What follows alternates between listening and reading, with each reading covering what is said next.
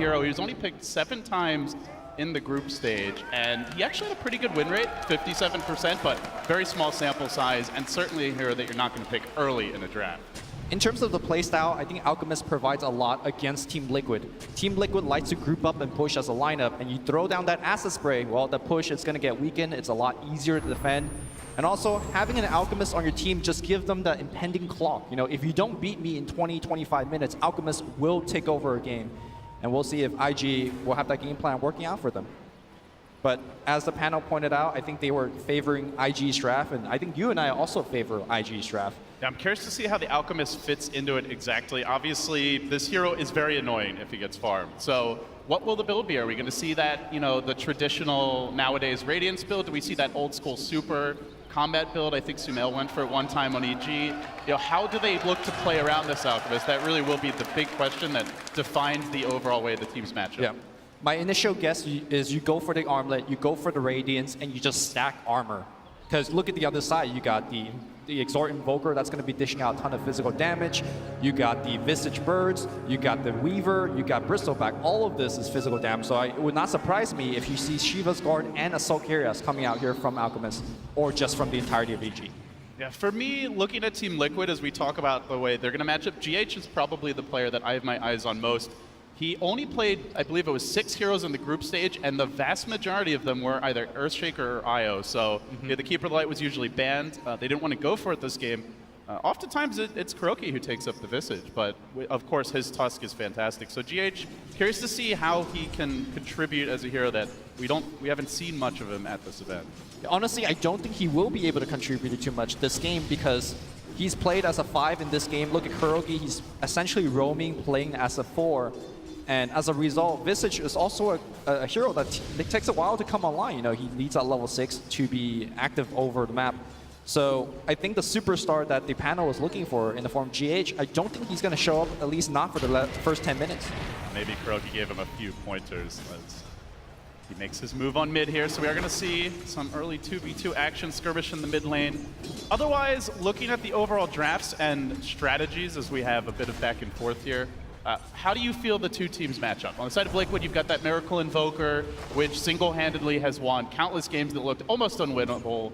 Is that what Liquid is relying on this game? How does IG look to play against that? And what are the team's overall game plans moving forward? Well, when Miracle goes off, it's generally because his team is setting him up for Sunstrike kills. What are the Sunstrike set up in this game? You got Ice Shards, you got Snowball, and perhaps the familiar stuns. None of these are super reliable, so I think Miracle just needs to outskill his opponent and land raw Sunstrikes, which can be extremely difficult against great players. And early on, 3 CS. He is not having a great time now. Generally, Invoker reps up a lot, right? As you get extra points in Exort, you get your levels, it gets a little bit easier to CS, but this Alchemist is really taking it to him early. OP dominating this mid lane. For sure, and his allies are doing an excellent job stacking the jungle, getting a couple of denies in here, which is critical against the Alchemist, but you're absolutely right. I think OP just handling it to him. Oh, they're hanging on every creep last hit right now. The bounty runes are going to spawn. We'll see that illusion picked up by Baboka. Of course, this isn't Monkey King, probably the hero that he made his, staked his name on, but I think Night Stalker fits that mold as they're going to make a move on mind control, trying to force him off this bottom lane. Obviously, Bristleback was the beast of Dota for the last 3-4 months, but do you feel like he's still the same hero he used to be? Have teams gotten better figuring him out? Have the nerfs finally caught up? I think so, and also IG is very well equipped to deal with it. They have a little bit of minus armor in the form of Acid Spray. They got that Ice Blast. If you land it on the Bristleback, it does make him taking down much easier, because during a team fight, he generally has a ton of regen, and Ice Blast says no to all of that. Early days here, but IG off to a good start. So see Miracle starting to get back in the game as bottom lane, the action heating up. Mind control slowed down, not quite enough for the cold feet to take. He's almost there. He sticks around, he's ready up. He wants the solo kill, but not gonna happen. Q scores a crucial first blood for IG. And that is the game of Bristleback, right? You have an IO there, you have a healer like a Dazzle, all of a sudden you probably get 2 kills instead of dying. Now, I do want to mention, because this is somewhat of a kind of an unstandard build for Bristleback, whenever Liquid plays Bristleback in the off lane, he loves to go Soul Ring into mech. Not often that you see mech being purchased on Bristleback, and the reason that Team Liquid likes to do this, they like to group up in 10-15 minutes and start pushing and applying pressure. But again, I think IG's lineup is well equipped to deal with that. They got the Acid Spray to slow down the push, and they got the Ice Blast. You know, if you want to buy that mech, sure, a single Ice Blast will ruin your team fight. So I'm looking for Mind Control to get that mech, and perhaps it won't be as effective as usual. Yeah, of course, we have been keeping an eye on the stacks here, as there's quite a few heroes that can take advantage. The Alchemist, the Bristleback, potentially Batrider. Lots of flash farmers in this game as XXS continues to apply pressure top. Traditionally, Weaver, one of the stronger laners to try and deal with the Batrider, and he's going to make his move. Matumba Man going in deep for a potential solo kill as the Swarm takes him down. That minus armor is substantial. He's low, sticking up, but right into the clutches of GH. Liquid looking to strike back here. Sakuchi, and they will get the kill.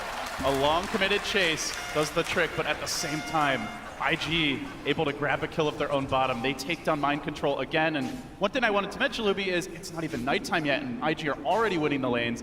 Now, ideally, is the time where Baboka can really shine. You know, both carries getting a kill or helping the team to get a kill, but Burning didn't have to leave the lane, you know. Matumba Man chased like halfway across the map for that kill. Burning's like, yeah, I'm right back to the CS. So slight lead for me, for IG here as well. Again, I feel like I'm painting this story where IG is, you know, doing super well, and they are, but you gotta keep in mind they are coming in here as the underdog. And this is really surprising to me that they're able to do this against one of the top teams at this TI.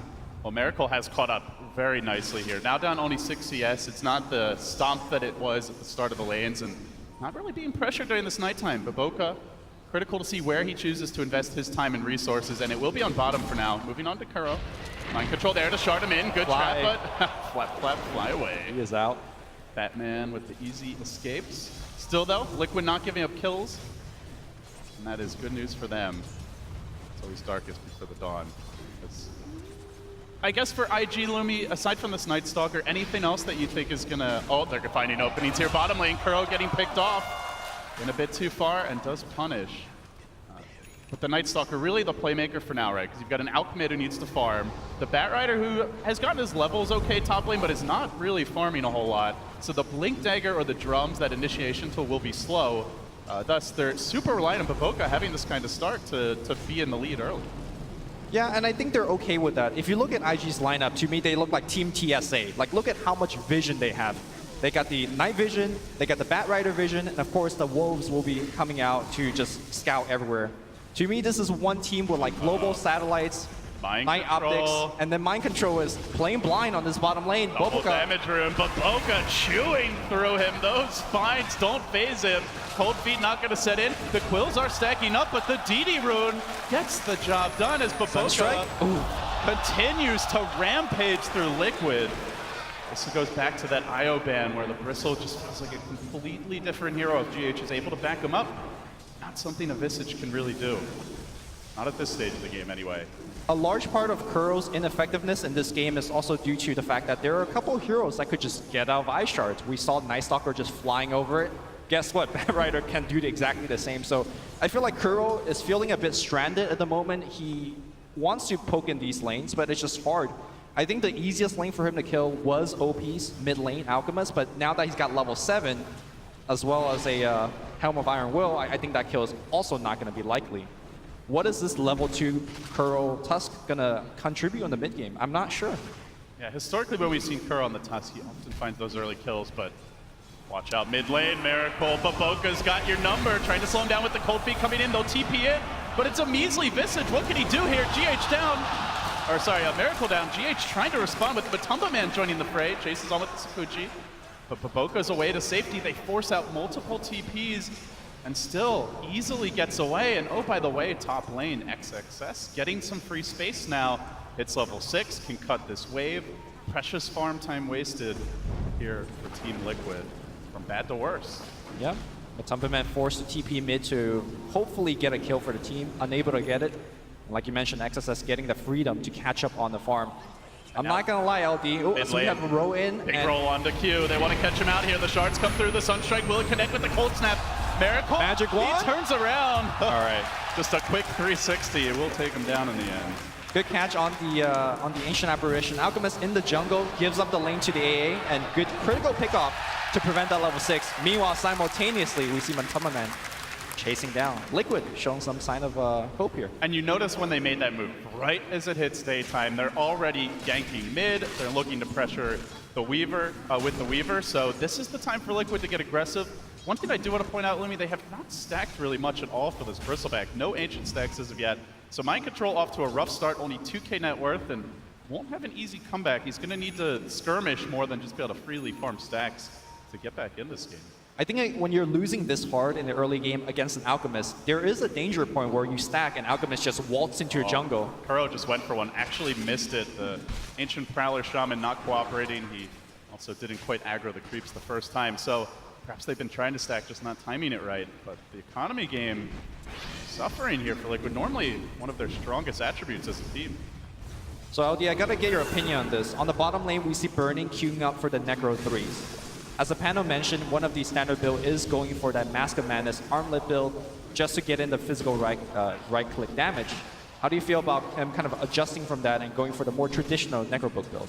They're so physical damage focused, right? You've got a Visage, they're likely building a Medallion, GH already has it in the quick buy, the Swarm, throw a Blightstone in there, the Invoker right clicks and goo. Like, you don't want to have minus armor, and you also don't really want to run into this team without a BKB. So I like the Necrobook pickup a lot. It allows him to keep his hero a bit safer and still apply pressure as Liquid move in. They want to go on this bottom lane. They're going to commit forward onto Q, catching out the Ancient Apparition. One more attack scores the kill. A very successful daytime here for Liquid, and all the while, Miracle trying to play catch up in the mid lane, but this Alchemist is far ahead. 7k net worth, almost halfway to the Relic as XXS gives GH pursuit. Diving deep behind this top tower. There will be a rotation from Kuro, but in addition to that, the Big Bad Wolf is coming in hot and heavy. He wants GH, looking to munch him up. Snowball keeps him alive. Miracle joins the fray. Burning can do naught but watch and now commits the familiar summon. Jukes away. So far, not too shabby for Liquid. Uh-oh, this Wolf is somewhat confused. He's where'd I go? Just runs around the corner, still maintaining that really high movement. And they can pressure bottom because this Lycan left the lane. Will there even be a rotation? Still, they're going to just get a tower here. no level 6 for Baboka. Doesn't have the point in darkness just yet. And with that, tier 1 down. First blood as far as the towers go is actually Liquid's, opening up the map for a team that sorely needs it. And with that, still keeping this game pretty close. A very strong recovery for Team Liquid, at least handling some of the other heroes. But I think the biggest hero that isn't really tracked up right now is the Alchemist. 108 CS in 10 or 11 minutes rather. The birds, save the birds. All right, but this Alchemist, back to the main point, is once he gets Radiance and he's just gonna farm up the map, I don't think Team Liquid could keep up with OP. They're not particularly good at killing the illusions once they get farmed enough, right? They don't have a Hex. I guess they have decent damage, but nobody on their team is particularly amazing at dealing with them. So those split pushing illusions could be a nuisance. As far as mobility goes, they're okay there. Great late game once the Invoker gets his farm and his points and wax the BOTs, but not there yet. Look at Burning top lane though, pressuring this tier 1 tower. It's uncontested because Liquid are on the move, trying to pressure IG in their jungle, but as it is nighttime, Baboka able to easily dodge that gank. So IG will respond. They get this Liquid tier 1. They open up that jungle a little bit. Let's see what their next move is. Batrider Blink still about 500 gold short. Meanwhile, as you mentioned, Radiance coming soon. And with that, the Radiance and the Blink, there's going to be a big power spike for IG. Yep. Let's not forget that Q is about to hit level 6 as well, so it really combines nicely into a timing. You blink in, you lasso, you Ice Blast. Even the tankiest heroes such as Mind Control's Bristleback will just fall very, very quickly. Looks like he's working into a hood. Oh, they're aggressive, Lumi. They're already going for this tower. They're doing it at nighttime. They're doing it with a Bristle who's not particularly farmed in front. But here come the familiars. Batumba Man getting onto Q. The Swarm not going to connect. Don't know if he actually needs it. Stun number 1. Stun number 2. If there were any questions about GH's versatility, well, they're getting answered now.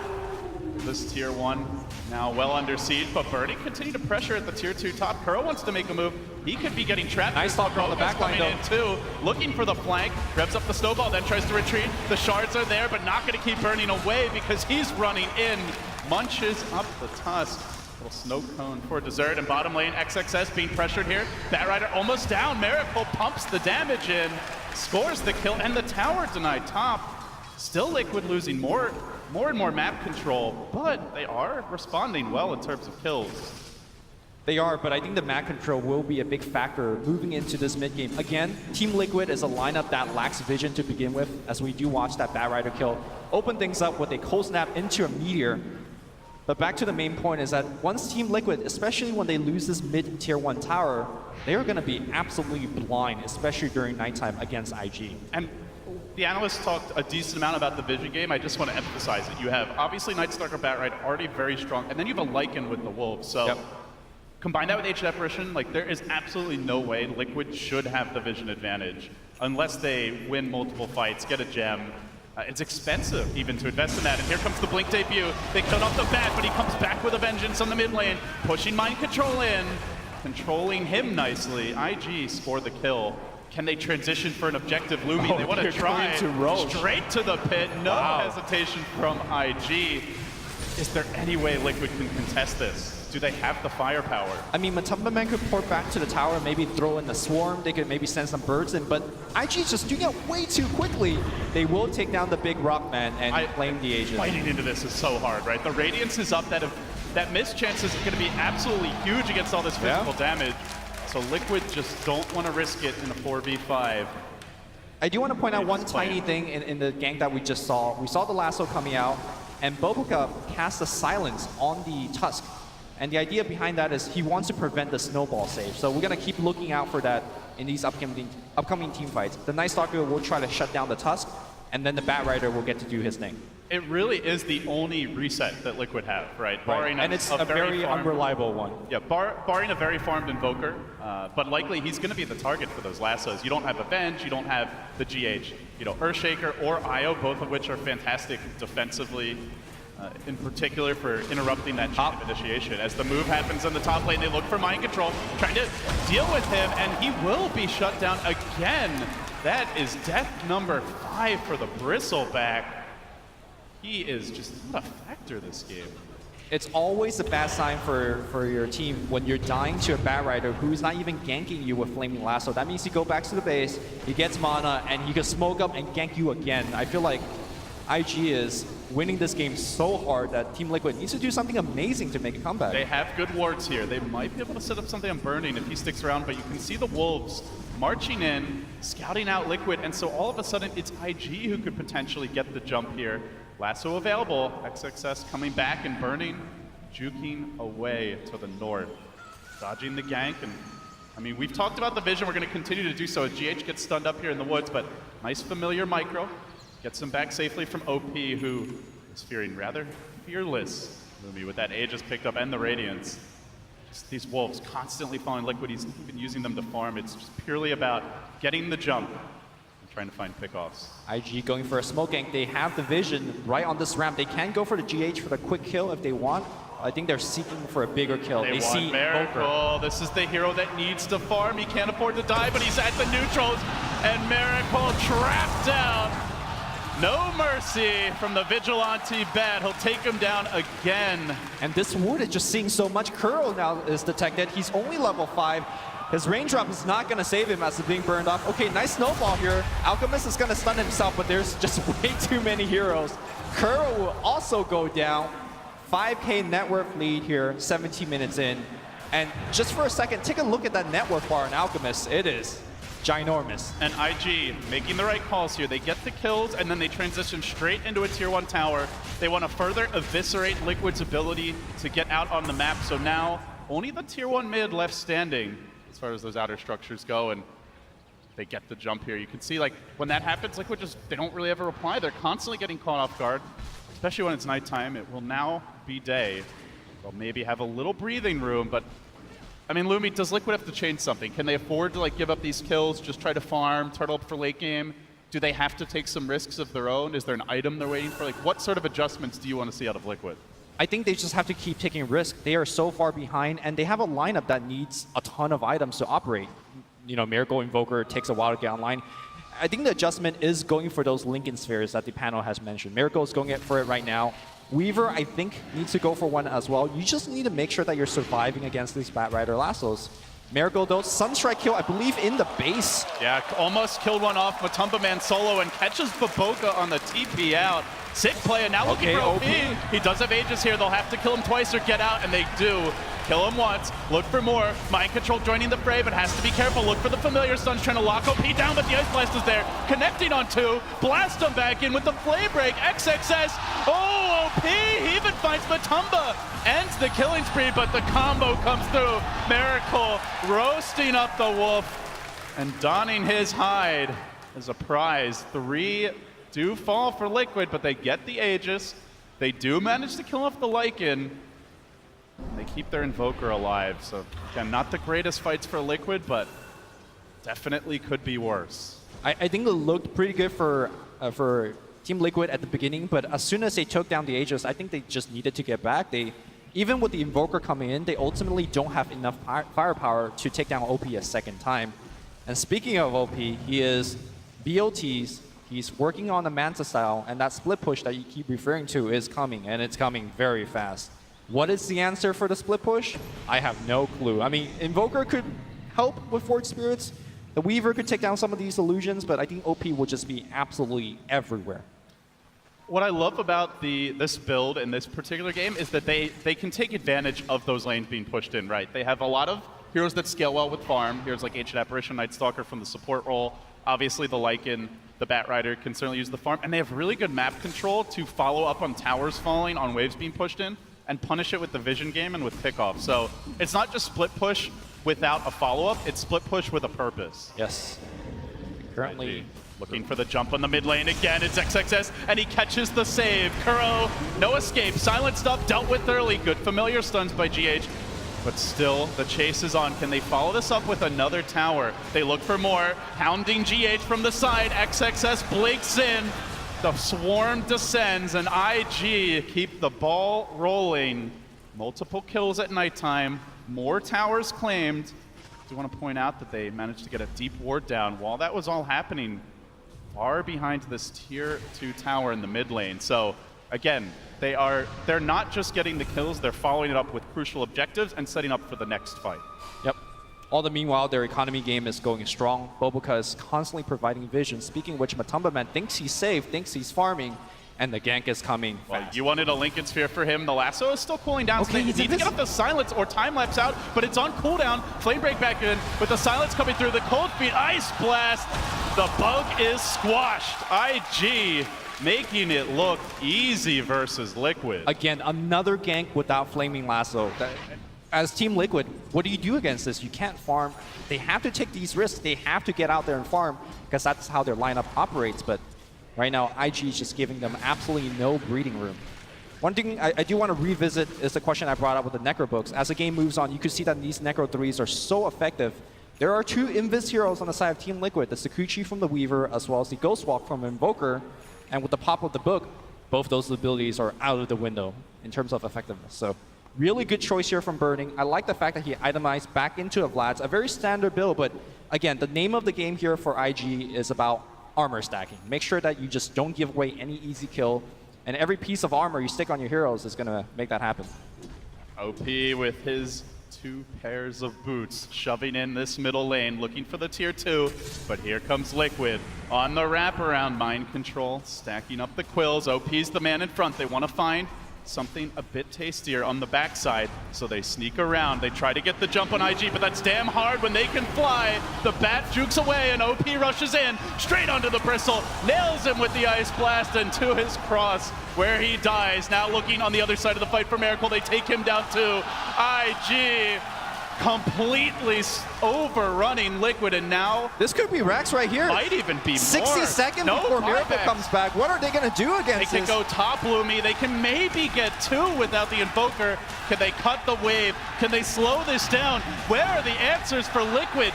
Where is the Liquid from the group stage? IG are absolutely astounding in this game, number 1. Good stall, though, by GH with the familiar stuns, but they keep on smacking here. Melee Rax dropping, will go down. Familiars being farmed up, still no Invoker. 25 seconds without Miracle. But IG, content with their 1-lane advantage, won't push it further. They back away. They know the next Roche could be up now, and if not now, very soon. So they're going to wait for that next Aegis. Matumba Man trying his best to get the creep wave pushed out on the top, but quickly answered back as the Alchemist ports back. LD, it might be too soon to talk about game 2, because Team Liquid do have a chance to hold for a late game comeback if IG starts to make a mistake, but let's assume that IG does take this game. Is there anything from the draft that you might want Kuro to change? Because I do feel like Kuro got somewhat outdrafted here. I liked the bans from IG in Phase 2. There was a game that Liquid played against EG where they went for like mega push. I think they had like a Visage, Broodmother mid, 5th pick, which caught their opponents a bit off guard. I want to say there was like a Lycan or a Lone Druid in that game as well. So I think IG definitely watched that replay. You saw their second stage bans were very targeted, but hold that thought because IG, they know this game isn't over yet. They want to secure the victory. Snowball. The snowball, good. Retaliation from Kuro, but now he's being controlled by the Night Stalker. Baboka's in through the rear, the Ice Blast comes through. Another connection with the Flame Break. That teamwork making the dream work for IG. Okay. They will shatter 2, and now again, continuing pursuit. Liquid will keep the Invoker alive, and Matumba Man hanging on by a thread, but the chase is on. If they can keep the vision, Matumba's in Yes, trouble. they can. No time lapse. Lock him down and finish him off. IG putting a bow on it here, and now Shrines on the menu. Roshan is back in about 5 seconds or so, so IG could just swoop in, check it with the Wolf, and take it after that as well. So yeah, I mean, if it goes to that game 2, I would like to see GH on something where he can have his impact. You know, a playmaker, maybe he takes on the Tusk. Obviously, Kuro is a fantastic Tusk, and ever since the departure of Jerax, he's really stepped up, but you know. Yeah, I mean, you were asking about GH this game, and I said, you know, I don't think he's going to show up because of the lineup and how it is. We're going to watch this team fight one more time. At the beginning of the fights, looking pretty good for Team Liquid, especially with Batrider wasting the lasso on Miracle's Lincoln Sphere. But as the fight dragged on, they just figured out, we can't kill this Alchemist. Alchemist is chasing us down with these Necro Books. Once again, IG just flexing their muscle. I will say, never sleep on a Miracle Invoker, but that said, this ward, Lumi, this ward, gonna make life very difficult for Liquid. IG in perfect formation here to anticipate this Liquid expedition. Kuro leads it boldly forward, and the smoke is revealed by the least gankable hero on the team. They're going to try anyway. OP does get locked down by the shards. He actually gets pushed away from his team about as good as it gets, but they can't focus him down. He just waltzes away. All the while, the rest of IG weren't really doing anything, but now they make their move. Lasso, Ice Blast, connecting on 2, and in a song of ice and fire, Liquid are overrun. Kuro gets brought down. 3 hit the deck. Now back for mind control, turning him into Chop Suey. They will kill him off. Chat wheel being spammed, and now Roche is next. IG putting on a clinic here to open up this TI. True thing about this draft for Team Liquid, it's not their group stage draft. Group stage draft, they always have some mega push. Yeah, sure, you got Visage, you got that Invoker, but I don't think it's enough push, at least not the same standard as Team Liquid showed. It's a slower push. Slower push. It's a push that takes a lot of time and farm to come online, and IG have not given them that time. Second thing about this draft, 2 games that Team Liquid lost out of the 3 games that they lost in group stage was to a Batrider. I think looking into the game 2 draft, I think you might want to take out the Batrider, especially against one of the best Batrider players in China. XSS has been absolutely spectacular in the hero. Or have a counter. You know, they picked both of their supports to open the draft, but I think IG did recognize that. They didn't expect that mid-core Visage that sometimes No-Tail runs, and as a result, they've been able to punish with the bad pick. So IG move in. Looking for the flank is Matumba Man, but already the base is in shambles. 2 lanes down. From bad to worse for Liquid. IG gonna retreat now. They've been systematic thus far. Still have some time here with their Aegis, their cheese. Any reason not to just walk down bottom lane and go for the Megas? Maybe wait for natural nighttime, just to make sure that you have a very, very long team fight. The one thing that we haven't really mentioned at all, hold that thought here as Q will go down, but we'll do some damage to Matumba Man before he dies. Not worth it if he gets caught out. No Lincoln Sphere. Just no yet. time lapse. He already used it to try and get out of there safely. And IG pursue him. They see him Sakuchiing through the wave. They expect him in the trees. It looks like he's juked it. He will TP out. So a little space created, but they're going to need a lot more of that. IG still hunting for him. Now maybe just going to back away and wait for all 5. Wait for that Ice Blast, and like you said, wait for that natural nighttime coming soon. Also, OP is very close to finishing a Shiva's guard, so having that extra bit of armor allows him to tank in the front. although it doesn't feel like he even needs it, he's been pretty much immortal throughout this whole game. Liquid hanging on by a hope, probably a prayer as well at this point. They do have the gem to try and deal with IG, but now the issue is going to be, like, you might even see them coming. Doesn't matter. They're getting to that level of farm on IG where they don't have to catch you off guard. They don't have to necessarily have the vision advantage. So this gem will help, but will it be enough? And now there's a BKB. BKB lasso, your only counter initiation is what? A snowball save? That's basically it. Yeah, it's the same thing. You know, you pray on the Lincoln Sphere, you pray that the snowball gets there. The BKB just makes the life a little bit easier for XSS, but the overall game plan hasn't changed for either team. IG just gonna start battering down this bottom lane, it appears, as they congregate. Burning looking to join the squad. Assault Cuirass completed for him. He has been the siege engine to back up the Alchemist as the frontline tank. Now the Shiva's coming out and gets aggressive. Charging in, lobbing in the stun, going for GH, even through the pipe. The damage is substantial. They try to slay the beast, but the Alchemist shrugs it off, forcing Liquid on their heels, chewing through the Bristles HP. I'm the real tank now, says OP. This is not your bristleback of 3 to 6 months ago. GH now taking the stun again and Burning racing onto him. They turn back for mind control. Miracle sounds the retreat with the deafening blast, but Kuro is caught in the crossfire. A second hero down, the support duo of Liquid that has been so instrumental in their run to first place in the groups has been very quiet in this game. 1, 2, and 13 combined. The true support player to me was, they had no role in the early game. They had no good lanes to gank. They weren't able to win their own individual lanes when they weren't ganking. They weren't stacking like you were mentioning. I just felt the effectiveness wasn't there, and Boboka spamming them Giles as IG about to take mega creeps. Baboka showing that he is not just a Monkey King player. 4, 2, and 15. He might overextend here, but it's okay for IG. They've already gotten the megas. We have seen some mega creep comebacks, but down 30k gold. You'll probably need 4 or 5 fights to turn it, and Liquid do lose one. They'll sound the GG. IG dominant to open up TI. What more is there to say?